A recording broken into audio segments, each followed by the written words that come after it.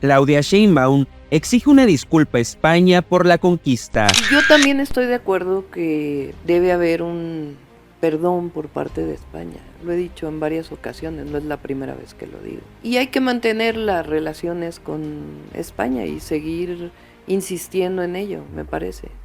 Porque la conquista española tuvo muchas masacres. Pero, ¿en serio es justa esta demanda? No lo sé, tú dime. Imagina por un momento que la historia de México no es la que te contaron en la escuela.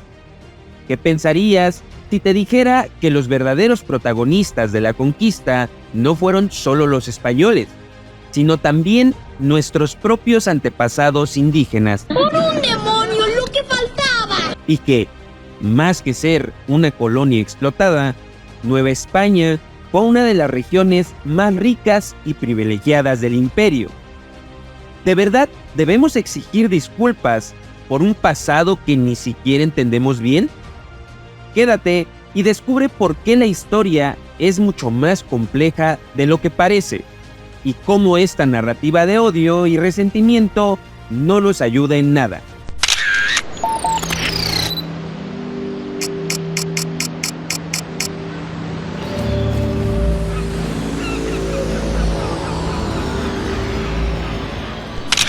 Cuando Hernán Cortés llegó a las costas de lo que hoy llamamos México, no era un emisario de la corona española.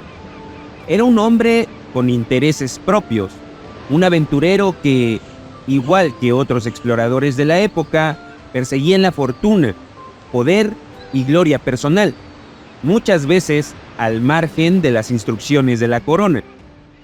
Y no fue solo él quien cambió el destino de Mesoamérica.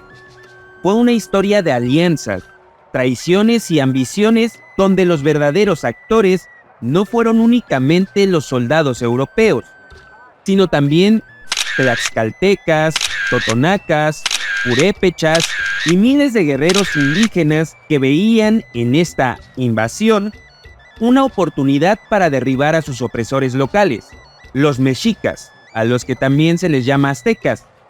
Sin ellos, la historia sería otra.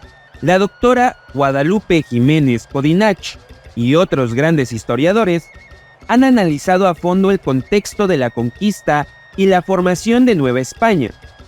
Y es que esta región se convirtió en una de las posesiones más prósperas del imperio, pagando solo el 20% de sus ingresos como tributo a la corona. ¿Qué otra región del imperio en expansión podía presumir de tal nivel de autonomía y riqueza? Este no fue un simple caso de explotación de recursos, fue mucho más complejo. Nunca fuimos colonia. Otra necedad que la repetimos desde la Secretaría de Turismo hasta el último.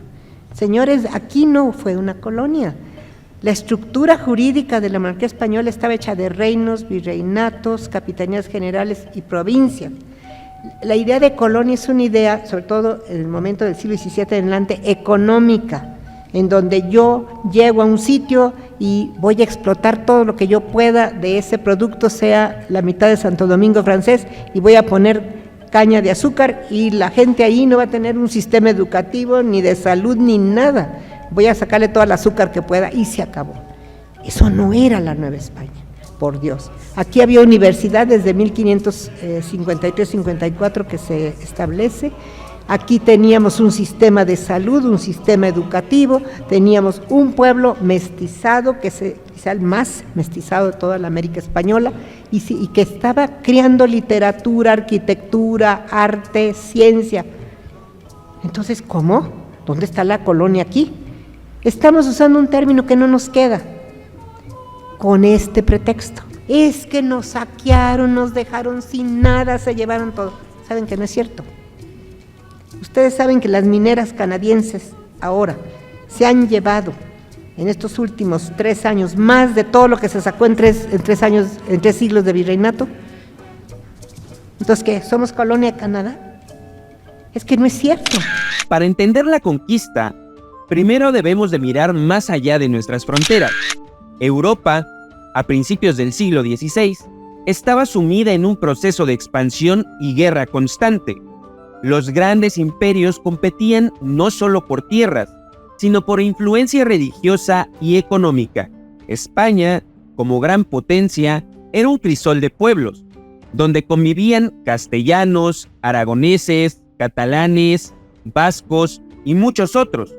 Cuando pedimos una disculpa a España, ¿de qué estamos hablando realmente? Es una muy buena pregunta, la verdad, y no sé qué contestarte. La misma España era un conjunto de naciones bajo el control de la corona, y muchas de esas naciones contribuyeron al mestizaje que hoy define a nuestro país. ¡Neta, me lo juras! La conquista de México fue parte de este proceso global.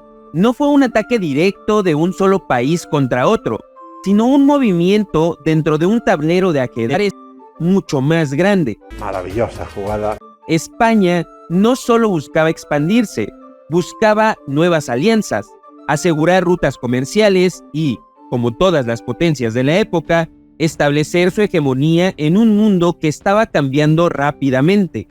Y aquí es donde Cortés entra en escena, con solo 500 soldados europeos, 16 caballos, unas cuantas armas de fuego rudimentarias y su ambición. ¡Miren el tamaño de esos huevos! La imagen que muchos tienen en mente es la de un pequeño ejército español enfrentándose a miles de guerreros mexicas. Pero, en realidad, Cortés no peleó solo, ni mucho menos. Fue recibido por el apoyo de decenas de pueblos indígenas, cansados del control militar y tributario del Imperio Mexica. Al unirse a los españoles, estos pueblos no lo hicieron por ingenuidad, sino por una estrategia bien pensada. Querían liberarse de la opresión de Tenochtitlán, y no solo se unieron fuerzas indígenas. A lo largo de las décadas siguientes, el ejército español en el Nuevo Mundo se fue llenando de mestizos, negros y hasta nativos que encontraron en la estructura del imperio una forma de mejorar su propia posición. Entonces, ¿cómo pedimos una disculpa a los españoles cuando la conquista fue obra de un ejército multicultural que representaba a muchos pueblos de dentro y fuera de Europa? Esa es una excelente pregunta. A diferencia de otras regiones bajo control europeo, Nueva España no fue explotada hasta el extremo, como sí ocurrió con muchas colonias inglesas o francesas. Al contrario, Nueva España se convirtió rápidamente en una de las regiones más ricas del mundo, gracias a sus rutas comerciales que la conectaban con Asia y Europa. Los españoles no vinieron solo a saquear, se establecieron, formaron familias y crearon un sistema económico donde muchos indígenas mantuvieron sus tierras y estatus, especialmente aquellos que aceptaron alianzas con la corona. La gran paradoja es que, a diferencia de otras colonias, Nueva España generaba tanta riqueza que se le permitía quedarse con el 80% de sus ingresos. ¡Oh, my God! ¡Wow! ¿Qué otra región en un imperio tan vasto podía presumir de tanta autonomía?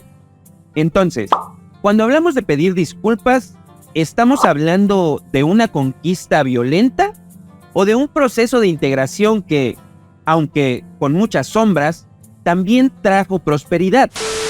Oye, tú, si te gusta lo que hago, puedes darme un like. Para ti es gratis y a mí me ayuda mucho. Gracias. La doctora Codinach explica que la narrativa de que los españoles destruyeron las culturas indígenas es inexacta, ya que, en realidad, en 1810, cuando se inicia la independencia de México, la mayoría de la población seguía siendo indígena y muchos de sus derechos se respetaron durante el virreinato, hasta las reformas liberales del siglo XIX, que acabaron con las tierras comunales. Y añadido a lo anterior, es un mito común que los indígenas fueron forzados a aceptar la religión católica. Sí, hubo violencia y represión, pero también hubo adaptación estratégica. Muchos pueblos incorporaron a sus propias deidades bajo el manto del cristianismo y lo hicieron para preservar sus derechos y asegurar sus tierras. Varios historiadores también destacan que la aceptación del catolicismo no fue un acto de rendición, sino una forma de negociar su lugar en la nueva estructura del poder. Muchos pueblos indígenas vieron en los españoles y en su religión una alternativa para escapar del control mexica, y cuando se les ofreció mantener sus territorios a cambio de aceptación religiosa, con deidades que habían demostrado a sus propios ojos ser más fuertes, simplemente eligieron de manera pragmática. Pero, ¿por qué se dejan de lado tantas cosas en la enseñanza que nos dan? ¿A qué intereses conviene? Finalmente, debemos recordar que la conquista no terminó con la caída de Tenochtitlán. Duró más de 2 siglos, en los cuales la mayoría de las campañas militares fueron llevadas a cabo por mestizos, indígenas aliados y otras culturas en nombre de la corona española. ¿Qué sentido tiene exigir disculpas a los españoles por un proceso que fue hecho en conjunto? Pedir que se disculpen sería negar la complejidad de nuestra propia historia y, en cierto modo, sería pedir una disculpa por nuestra propia existencia. Y algo que este joven no haga bien. Así que, la próxima vez que alguien pida a España que se disculpe por estos hechos, pregúntate, ¿de verdad estamos entendiendo nuestra historia o solo nos estamos dejando llevar por narrativas simplistas que buscan dividir? Niéguemelo. Déjame saber qué piensas en la caja de comentarios y te dejo este video de aquí en el que planteo algunas cuestiones con respecto al nuevo sexenio que nos espera. Muchas gracias por verme y hasta la próxima. Excelente. Todo está saliendo muy bien.